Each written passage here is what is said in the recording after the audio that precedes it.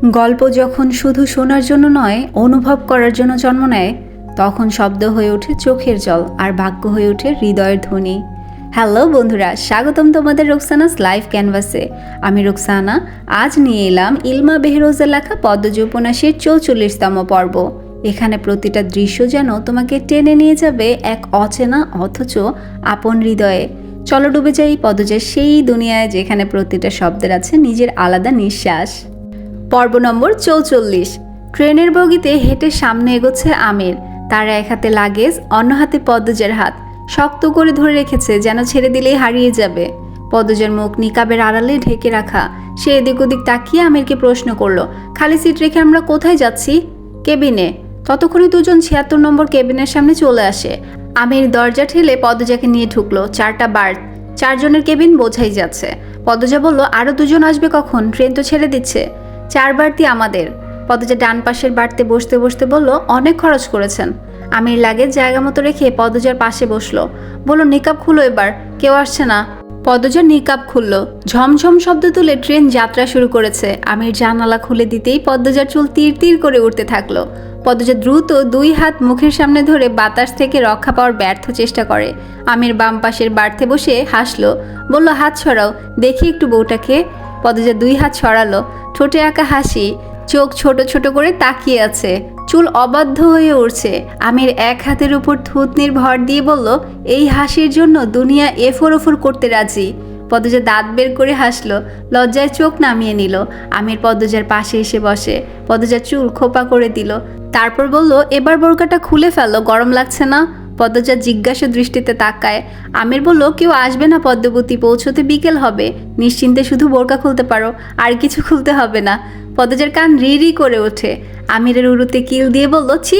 আমির উচ্চস্বরে হেসে উঠল। পদ্মজা ভ্রুকুটি করে বোরকা খুলে এরপর জানালার ধারে বসে বলল, আমরা যে বাড়িতে যাচ্ছি আর কে কে থাকে? একজন দারোয়ান আর একজন বুয়া আছে। যে বাড়ি না, তোমার বাড়ি। ওনারা বিশ্বস্ত? নয়তো রেখে এসেছি। পদ্মজা কিছু বলল না। আমির পদ্মজার পাশ ঘেঁষে বসলো। পদ্মজার কানের দুলে টোকা দিয়ে কোমর জড়িয়ে ধরল। পদ্মজা মেরুদণ্ড সোজা করে বসে। শীতল একটা অনুভূতি সর্বাঙ্গে ছড়িয়ে পড়ে। চোখ বুঝে স্বভাববশত বলে ওঠে, কেউ দেখবে? আমির ভ্রুকুঞ্চিত করে চোখ তুলে তাকায়।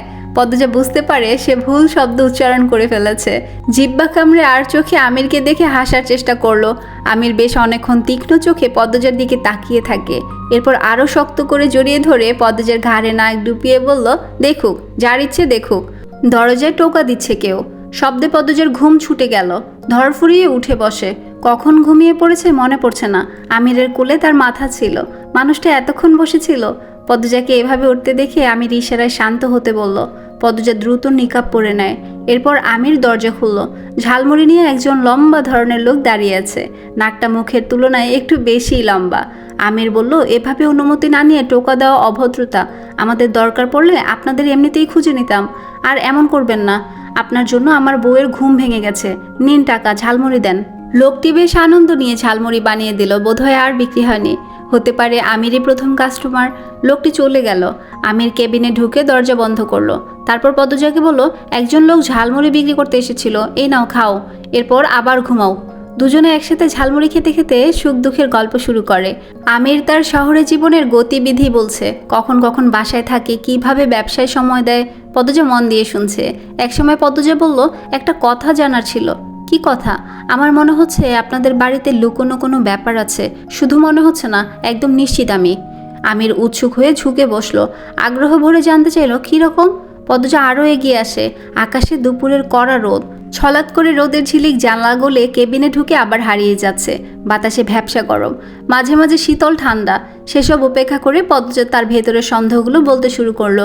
রুম্পা ভাবিকে বন্দি করে রাখা হয়েছে, আমি নিশ্চিত। কেন বন্দি করে রাখা হয়েছে সেটা দাদু জানেন। উনি সবসময় রুম্পা ভাবির ঘরের দরজায় নজর রাখেন। আমি অনেকবার ঢুকতে চেয়েছি, পারিনি। বাড়ির পিছনের জঙ্গলে কিছু একটা আছে। সেটা ভূত জিন জাতীয় কিছু না, অন্য কিছু। এমনটা মনে হওয়ার তেমন কোনো কারণ নেই। আমার অকারণেই মনে হয়েছে। জঙ্গলটা আপনা আপনি সৃষ্টি হয়নি, আর ভয়ঙ্করও হয়নি। কেউ বা কারা এই জঙ্গলটাকে যত্ন করে তৈরি করেছে, ভয়ঙ্কর করে সাজিয়েছে। এছাড়া বাড়ির সবাইকে আমার সন্দেহ হয়। এ ব্যাপারে আপনি কি বলেন? আমির একটুও অবাক হলো না। মুখের প্রকাশভঙ্গি পাল্টালো না। সে দীর্ঘশ্বাস ছেড়ে বলল, জানি আমি এসব। পদ্মজা আমিরের 2 হাত খামচে ধরে এক নিঃশ্বাসে বলল, আমাকে বলুন, অনুরোধ লাগে বলুন, আমি শুনতে চাই। অনেক দিন ধরে নিজের ভেতর বসে রেখেছি। আমির অসহায় দৃষ্টিতে তাকালো, বলল, আমার ধারণা তোমার ধারণা অবধি সীমাবদ্ধ, এর বাইরে কিছু জানি না। এই রহস্য খুঁজে বের করার ইচ্ছে হওয়া সত্ত্বেও আমি হজম করেছি, আমার ইচ্ছে মাটি চাপা দিয়েছি। আমিরের গলাটা কেমন শোনালো। পদ্মজা কণ্ঠে খাদে নামিয়ে বলল, কেন কেন দিয়েছেন? আমির হাসলো, বলল, ধুর, এখন এসব গল্প করার সময়। শুনো, এরপর কি করব? পদ্মজা কথার মাঝে আটকে দিয়ে সঙ্গে সঙ্গে বলল, কথা ঘোরাবেন না। আমি খেয়াল করেছি হাওলাদার বাড়ির প্রতি আপনি উদাসীন, কোনো ব্যাপার পাত্তা দেন না, সবসময় বাড়ির চেয়ে দূরে দূরে থাকেন, কোনো ঘটনা নিজেকে জড়ান না। কেন নিজেকে গুটিয়ে রাখেন? আমিরের দৃষ্টি অস্থির, সে এক হাতে বার্ড খামচে ধরার চেষ্টা করে, ঘন ঘন নিঃশ্বাস নেয়। পদ্মজা খুব অবাক হয়, আমিরের এত কষ্ট হচ্ছে কেন? পদ্মজার উৎকণ্ঠা, কি হলো আপনার, কোথায় কষ্ট হচ্ছে? না, কিছু হয়নি। এই পদ্মজা। আমির চট করে পদ্মজার 2 হাত শক্ত করে ধরল, চোখ দুটিতে ভয়। পদ্মজা আমিরের চোখের দিকে তাকালো। আমির বলল, আমার তোমাকে অনেক কিছু বলার আছে, অনেকবার বলতে গিয়েও পারিনি, আজ যখন কথা উঠেছে। আচ্ছা পদ্মজা, আমার পরিচয় জেনে আমাকে ছেড়ে যাবে না তো? আমি তোমাকে হারালে একাকিত্বে ধুকে ধুকে নিঃশেষ হয়ে যাব। আমার জীবনের একমাত্র সুখের আলো তুমি। পদ্মজার হৃৎপিণ্ড থমকে গেল, সেই পরিস্থিতি বুঝে উঠতে পারছে না। আমির উত্তরের আশায় চাতক পাখির মতো তাকিয়ে আছে। পদ্মজা ধীর কণ্ঠে বলল, লুকানো সব কথা বলুন আমাকে, আপনি আমার স্বামী, আপনাকে ছেড়ে যাওয়ার কথা কখনো ভাবি না আমি, বিশ্বাস করুন। আমির নতজানু হয়ে বলল, আমি আমার আব্বার অবৈধ সন্তান, আমার জন্মদাত্রী জন্ম দিয়েই মারা যায়, দিয়ে যায় অভিশপ্ত জীবন। পদ্মজা 2 পা কেঁপে উঠে, মাথা ভন ভন করে উঠে, শির দ্বারা বেয়ে ঠান্ডা স্রোত গড়িয়ে যায়। আমির ঢোক গিলে আবার বলল, আমার জন্মদাত্রী মারা যাওয়ার পর আব্বা আমাকে নিয়ে আসেন। আমার বর্তমান আম্মা আমাকে দেখে খুব রেগে যায়, কিছুতেই আমাকে মানতে চায়নি।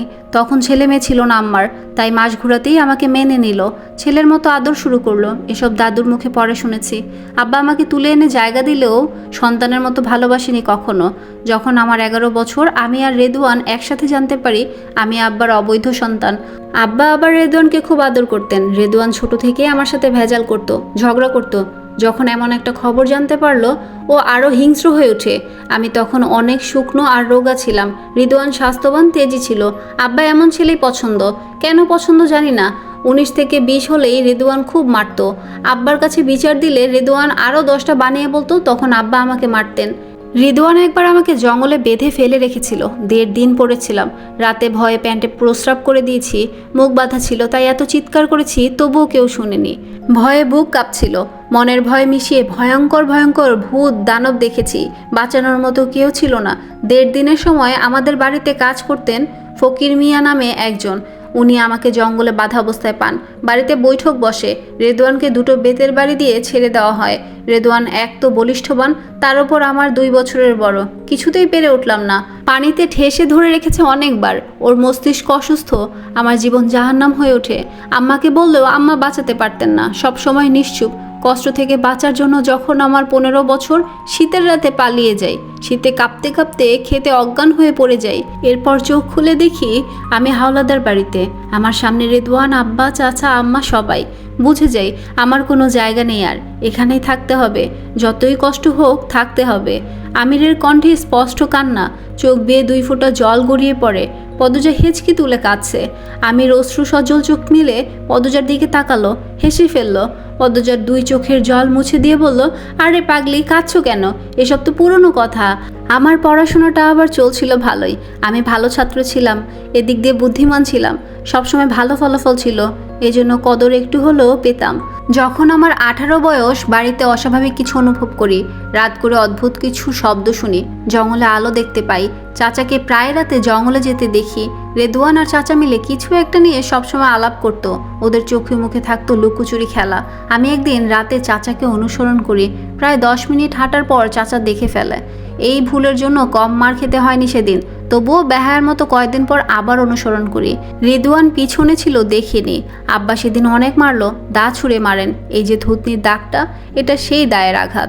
একসময় আব্বা আমাকে নিয়ে আলোচনায় বসলেন, বললেন আমাকে শহরে পাঠাবেন পড়ালেখার জন্য, কোনো ব্যবসা করতে চাইলে তারও সুযোগ করে দিবেন। আমি যেন এই বাড়ি আর বাড়ির আশপাশ নিয়ে মাথা না ঘামাই। আমি মেনে নেই, রেদওয়ানের সাথে থাকতে হবে না আর, এর চেয়ে আনন্দের কি আছে। চলে আসি ঢাকা। শুরু হয় নিজের জায়গা শক্ত করার যুদ্ধ। এখানে এসেও অনেক অপমান সহ্য করতে হয়, তবুও থেমে যায়নি, যুদ্ধ করে চলেছি। আমাকে বাঁচতে হবে, মানুষের মতো বাঁচতে হবে, কারো লাথি খেয়ে না। যখন আমার 23 বছর, তখন থেকে আমার কদর বেড়ে যায়, ব্যবসায় মোটামুটি সফল হয়ে যায়। ভাগ্য ভালো ছিল আমার, অতিরিক্ত পরিশ্রম আমাকে নিরাশ করেনি। তখন আব্বা আমার প্রশংসায় পঞ্চমুখ। রেদওয়ান আগের মতো হাত তোলার সাহস পায় না। সেই আমি আজ এই জায়গায়। এখন আমার যে অবস্থান, হাওলাদার বাড়ির কারো সাহস নেই আমার চোখের দিকে তাকানোর। আমি চাইলেই শোধ নিতে পারি, কিন্তু নেব না। তারা থাকুক তাদের মতো।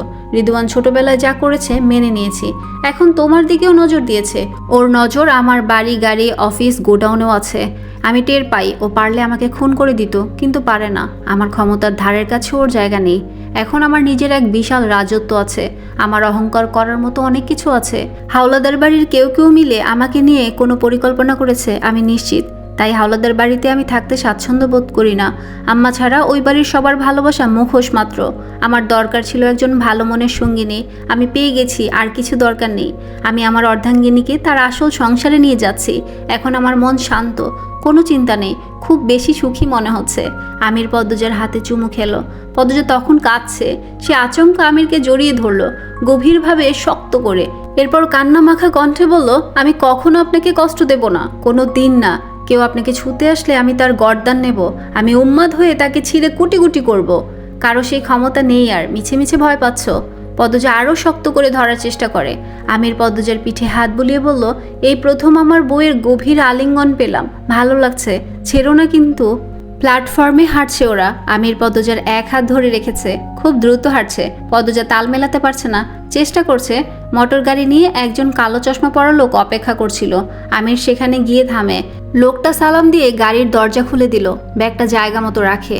আমির আগে পদ্মজাকে উঠতে বলল। পদ্মজা অবাক হয়, এরকম গাড়ির সাথে সরাসরি পরিচয় নেই তার, কিন্তু প্রকাশ করলো না। আমিরের কথা মতো গাড়িতে উঠে বসলো। এরপর আমির উঠল, গাড়ি চলতে শুরু করে। আমির পদ্মজাকে এক হাতে জড়িয়ে ধরে বলল, আমাদের নিজস্ব গাড়ি। কথা ছিল কিন্তু, আমার গাড়ি দিয়ে রাতের বেলা যখন তখন ঘুরতে বের হব। পদ্মজা কিছু বলল না, সে উপভোগ করছে নতুন জীবন। ঘন্টা খানেকের মধ্যে একটা বাড়ির সামনে গাড়ি থামে। কালো চশমা পরা লোকটা দ্রুত গাড়ি থেকে নেমে আমিরের ডান পাশের দরজা খুলে দিল। আমির পদ্মজাকে নিয়ে নামলো। পদ্মজা বাড়িটা দেখে মুগ্ধ হয়। দ্বৈত ডুপ্লেক্স বাড়ি। একজন দারোয়ান দৌড়ে এসে সালাম দিল, পদ্মজার সাথে পরিচিত হলো। এরপর আসে একজন মধ্যবয়স্ক নারী, উনি বোধহয় বাড়ির কাজের লোক। সবাই একসাথে বাড়ির ভেতর ঢুকলো। পদ্মজা তার নতুন বাড়ি মন দিয়ে দেখছে। পূর্ব দিক থেকে সদর দরজা দিয়ে ভেতরে প্রবেশ করতেই দেখতে পেল বিশাল বৈঠকখানা, উত্তর দক্ষিণে লম্বা। দক্ষিণ পাশে বারান্দা, তাতে নানা ধরনের ফুল ফুটে আছে টবের মধ্যে। মনে হবে যেন একটা ছোটখাটো বাগান। বৈঠকখানার দক্ষিণ পশ্চিম কোণার দিকে বেশ বড় শোবার ঘর। পদ্মজা প্রশ্ন করার আগে আমির বলল, না, এটা আমাদের ঘর না। উত্তর পশ্চিম কোণার দিকে রান্নাঘর এবং টয়লেট, আর এই দুইয়ের মাঝে, মানে বৈঠকখানার পশ্চিম দিকের মাঝখানটায় খাওয়ার ঘর। বৈঠকখানার মাথার উপর দিকে তাকালে সেখানে সোনালী কালারের ঝাড়বাতি ঝুলছে। বৈঠকখানার উত্তর দিকে একটা সিঁড়ি সাপের মতো পেঁচিয়ে উপর দিকে উঠে গেছে। আমির পদ্মজাকে নিয়ে সেদিকে হাঁটে। সিঁড়ি পেরোনোর পর হাতের বাঁ দিকে অনেক বড় একটা শোবার ঘর। দামি দামি জিনিসে সৌন্দর্য আকাশ ছোঁয়া। দুজন একসাথে ঢুকে পদ্মজা চোখ ঘুরিয়ে সব কিছু দেখছে। আমির বলল, গোসল করে নাও। পদ্মজা বোরকা খুলে কলপার খুঁজতে থাকলো। আমির গোসলখানার দরজা খুলে দিয়ে বলল, এই যে এদিকে। দুজন একসাথে ফ্রেশ হয়ে রুম থেকে বের হলো। পদ্মজা দুই তলাটা আরেকটু দেখার জন্য ডান দিকে মোড় নিল। প্রথমে চোখে পড়ল বড় বেলকনি, এরপর আরেকটা শোবার ঘর। বেলকনিতে লতা পাতার ছোট ছোট টব। বিরাট অট্টালিকায় সুখের সাথে কেটে যায় 5 মাস। লাবণ্য দেশ ছেড়েছে 2 মাস হলো। বুয়া কাজ ছেড়েছে 3 মাস। পদ্মজা আর কাজের লোক নিতে দিল না, সে এক হাতেই নাকি সব পারবে। তবুও আমির একটা 12-13 বছর বয়সী মেয়ে রেখেছে সাহায্যের জন্য। ভোরের নামাজ পড়ে রান্নাবান্না করে পদ্মজা, এরপর শাড়ি পাল্টে নেয় কলেজে যাওয়ার জন্য। আমিরকে ব্লেজার টাই পরতে সাহায্য করে। প্রথম যেদিন আমিরকে ব্লেজার পরতে দেখেছিল, অবাক হয়ে জিজ্ঞাসা করেছিল, এই পোশাকের নাম কি? আপনাকে খুব বেশি সুন্দর দেখাচ্ছে। আমির হেসে জবাব দিয়েছিল, ব্লেজার, বাইরে থেকে আনা।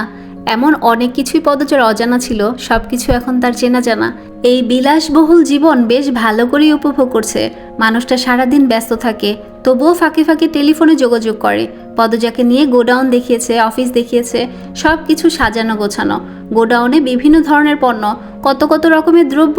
পদজা জীবনে ভালোবাসা এবং অর্থ দুটোই চাওয়ার চেয়েও বেশি পেয়েছে। সকাল 9টা বাজে, আমির তাড়াহুড়া করছে, তার নাকি আজ দরকারি মিটিং আছে।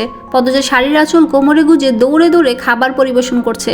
আমির 2 তলা থেকে নেমেই বলল, আমি গিয়ে গাড়ি পাঠিয়ে দিচ্ছি, কলেজে চলে যেও। আরে খেয়ে যাবেন তো? সময় নেই, আসছি।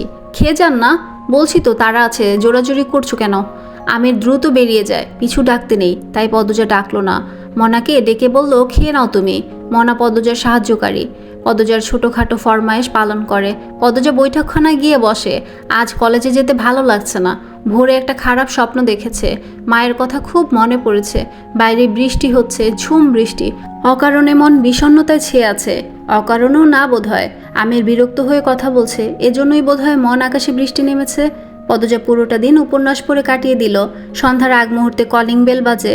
পদজা দ্রুত গিয়ে দরজা খুলে দিল। আমির দাঁড়িয়ে আছে, বাইরে বাতাস। পদজা বলল, আসুন। আমির ভেতরে আসে না, সে ঠায় দাঁড়িয়ে থেকে তাকিয়ে আছে পদজার দিকে। পদজা কপাল কুঁচকালো, বলল, কি হলো, আসুন। আমির চট করে পদজাকে কোলে তুলে নিল। পদজা চেঁচিয়ে উঠে বলল, কেউ দেখবে। আমির মনাকে ডাকলো, মনা কই রে, দেখে যা। আপনি ওকে ডাকছেন কেন? এবার কাউকে দেখাবই। উফ আল্লাহ, ছাড়ুন। মনা, মনা। মনা 2 তলা থেকে নেমে আসে। আমির মনাকে দেখে বলল, এই দেখ, তোর আপারে কোলে নিয়েছি, দাঁড়া তোর সামনে একটু আদর করি। পদজা শাড়ির আঁচল দিয়ে মুখ ঢেকে ফেলে, চাপা স্বরে বলল, মনা কি ভাববে? আমি আর বলবো না, কেউ দেখবে, ছেড়ে দিন। আমির পদজাকে নামিয়ে দিল। মনা কাচুমাচু হয়ে দাঁড়িয়ে আছে, সে কি করবে বুঝতে পারছে না। আমির বলল, যা ঘরে যা। মনা যেন এটা শোনার অপেক্ষায় ছিল, দৌড়ে চলে যায়। পদজা হাফ ছেড়ে বাঁচল। আমিরকে গুরুজনদের মতো বলল, আক্কেল জ্ঞান কখন হবে আপনার? বয়স তো কম হলো না। অবিকল পদ্মজার কথার ধরন অনুসরণ করে আমির বলল, আর কতদিন কেউ দেখবে কথাটা মুখে থাকবে? বিয়ের তো কম দিন হলো না। আপনি আপনি কালা চান না, কালা মহিষ। এটা পূর্ণা বলতো না? হে, আমি মোটেও কালা না। তো কি? এই যে দেখুন দেখুন, আমার হাত আর আপনার হাত। পদজা হাত বাড়িয়ে দেখায়। আমির খপ করে পদজার হাত ধরে চুমু খেয়ে বলল, এই হাতও আমার। পদজা বলল, ঠেসে ধরা ছাড়া আর কিছু পারেন আপনি, ছাড়ুন। আমির পদজার হাত ছেড়ে দিয়ে হাসতে থাকলো। এই ছিল পদজা উপন্যাসের 44তম পর্বের শেষ। যে গল্পে তুমি কিছুক্ষণ আগে ছিলে সেটা আসলে শুধু কল্পনা নয়, এই গল্পের ছায়া হয়তো তোমার চারপাশে কোথাও ঘুরে বেড়াচ্ছে। পদজা হয়তো এখনও তাকিয়ে আছে নদীর পাড়ে অপেক্ষায়, হয়তো আমাদের জন্যই। আমি রোকসানা আজকের মতো বিদায় নিচ্ছি, কিন্তু মনে রেখো, প্রতিটা গল্প শেষ হয় না। কিছু গল্প শুধু আমাদের ভেতর বাসা বাঁধে, আর আমরা অজান্তেই তার চরিত্র হয়ে যাই। যদি এই গল্প তোমার হৃদয় ছুঁয়ে থাকে তবে লাইক দাও, তোমার অনুভূতি কমেন্টে জানাও, আর সাবস্ক্রাইব করে আমাদের এই গল্পের যাত্রার সঙ্গী হয়ে যাও। আল্লাহ হাফিজ।